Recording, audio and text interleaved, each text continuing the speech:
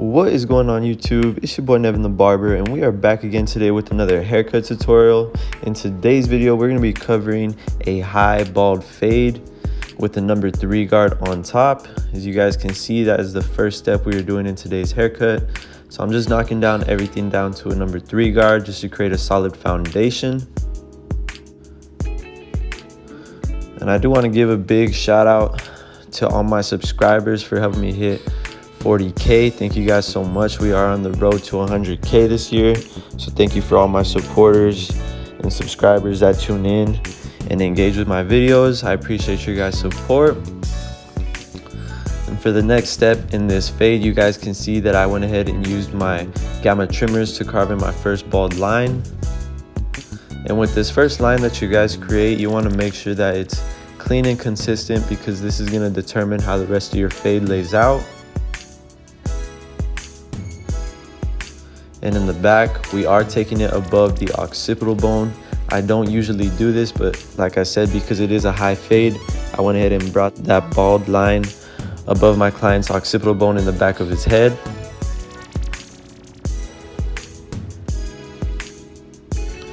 And you guys can see these trimmers right here.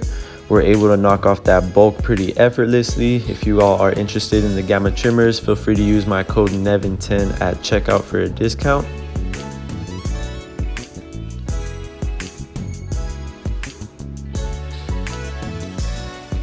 And now that I have my bald guideline set, I'm gonna go ahead and go over it with my Braun Series 9 shaver, just to ensure that all the stubble is knocked down all the way to the skin.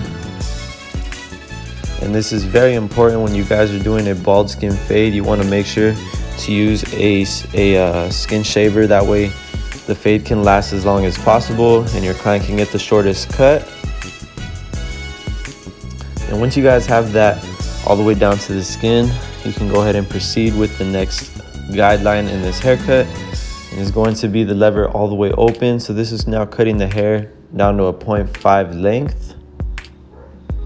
And once we have that guideline set, I'm just gonna start closing the levers one notch at a time, just attacking that bottom skin line.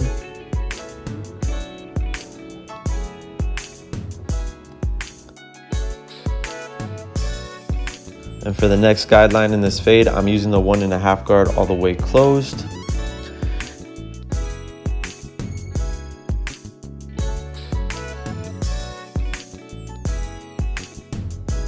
And to blend out that guideline, I went ahead and used the 1/2 guard all the way open. So this is now cutting the hair at a short number 1 guard length. And you guys can see that I'm just attacking the hair the way that it's growing out of the scalp. It's very important that you angle the clipper in the direction that the hair is growing out of the scalp, just so you can ensure that it's getting the most precise cut possible. And I do want to apologize for not uploading the past 2 weeks. I did want to inform you guys that I was in a car accident, but thanks to the Lord, everything is okay. First and foremost, I'm blessed with God, blessed to be alive and breathing. I'm blessed to be able to create content and pursue my passion. I'm blessed to be able to have my talents and these platforms to share my gift. But I just want to share a quick word with you guys and give Jesus the victory for allowing me to still be here today. 1 Peter 2:24 says, "He himself bore our sins in his body on the cross so that we might die to his sins and live for righteousness." Isaiah 53:5 says, "But he was pierced for our transgressions, he was crushed for our iniquities. The punishment that brought us peace was on him, and by his wounds we are healed." By his stripes you have been healed. And this scripture is powerful because it's already yours. The victory is already yours. You just have to claim it and receive that manifestation over your life. But if the Lord has brought you guys through something, receive his victory, receive his glory, because he did not just bring you this far for nothing. He has a plan and a purpose for you all. And it's important to keep your faith when the enemy tries to steal it.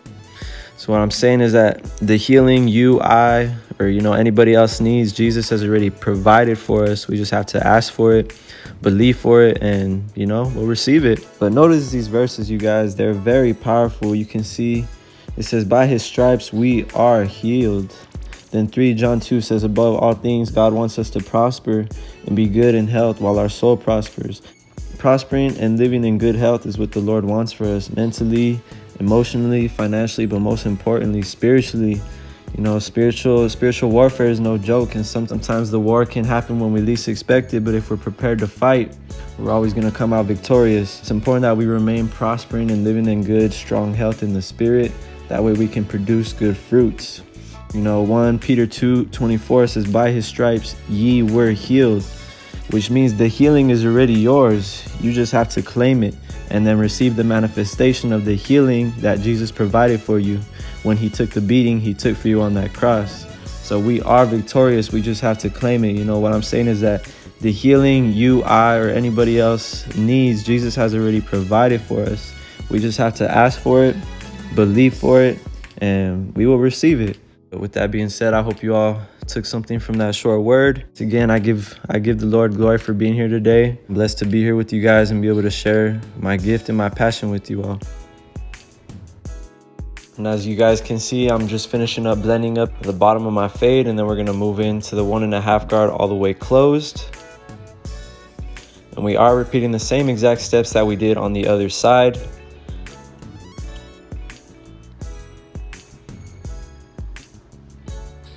And whenever you guys are using the 1.5 guard, you just want to flick out off the parietal ridge. You don't want to ever take the fade higher than the parietal ridge, unless you guys are doing like a south side fade. Then of course you'd be able to bald out the top of the scalp. But even for the high fades, you want to keep the top of the fade right at parietal ridge. And what this is doing is it's cutting the hair down to a 1 guard length, and we're just going to start closing the lever, shortening our cutting stroke as we flick out that last guideline. And the fade is going to take place right here in this section of the haircut. So you guys want to make sure that you're really putting in all the detail work that you can with the half guard, just because this is going to give that blur effect to your guys' fade. Now that we have the skin blended up to the 1.5, I went ahead and put the 2 guard on all the way open. And we just went open and closed with this guard. And now to knock out that last guideline, I'm just going to use my 1.5 guard, doing some lever play, just flicking out those dark areas right at my client's parietal ridge. And this is a process. You guys have to be patient with every step. Just make sure to go through every notch and flick out that guideline with a consistent stroke.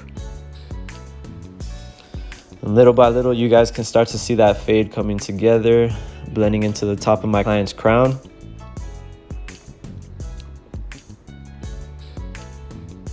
And one more time with the half guard, we're just gonna do lever play, attacking the top of that fade.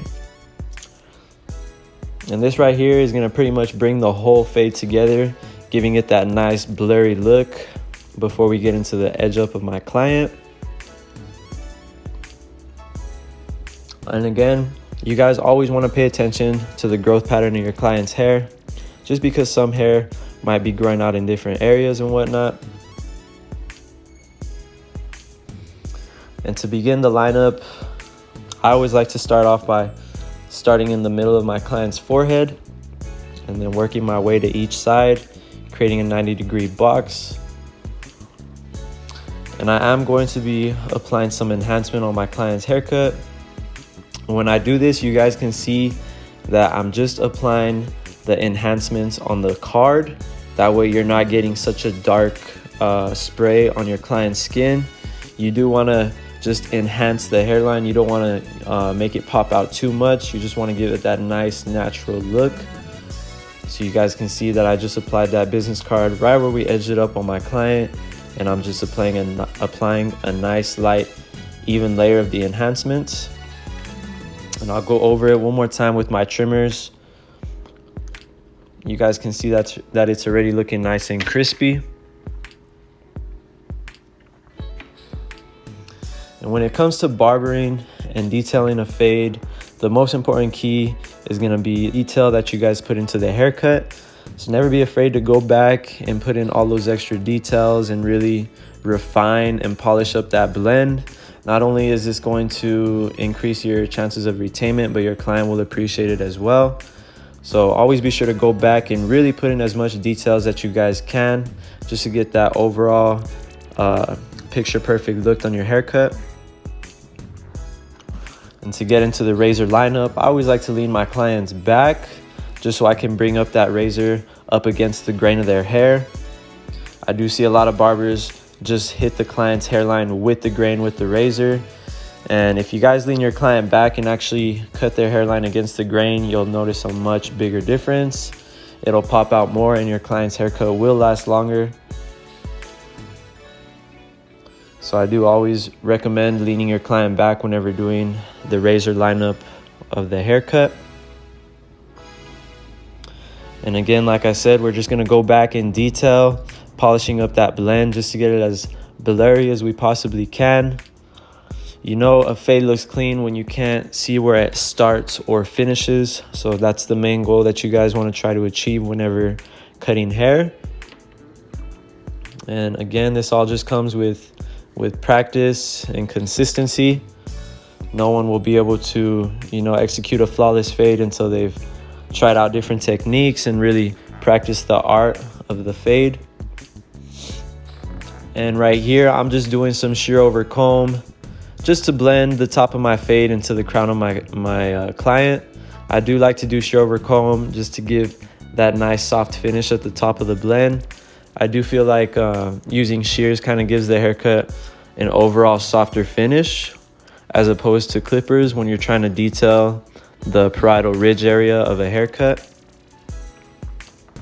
But you guys can see that me using my shears really did polish and make that fade look a lot more blurrier compared to just using the clippers. And you guys can see that I'm starting off using the wide tooth side of the comb, rolling it right off the parietal ridge of my client. And I always like to use the wide tooth side of my comb first before I flip it over and use the thin side. When I use the thin side, I'll attack the darker areas closer to the skin side of the fade rather than the parietal ridge area. You guys can see now I flipped my comb so it's on the skinny side, and I'm just attacking those last dark areas that I see.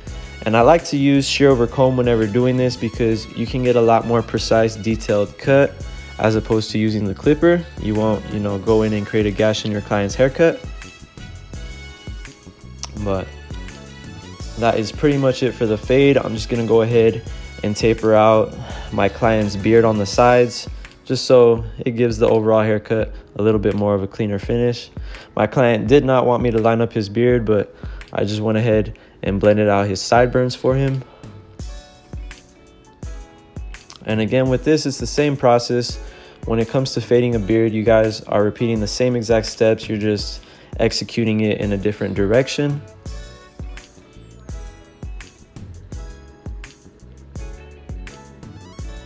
And if you guys have learned anything in this haircut tutorial so far, I would really appreciate it if you could smash that like button and subscribe to my channel if you haven't already.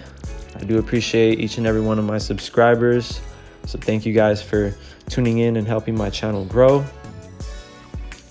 But with that being said, that is pretty much it for today's haircut tutorial. I hope you guys enjoyed this high bald fade. My name is NevinTheBarber. I appreciate you guys tuning in. God bless you guys. I'll see you in the next one.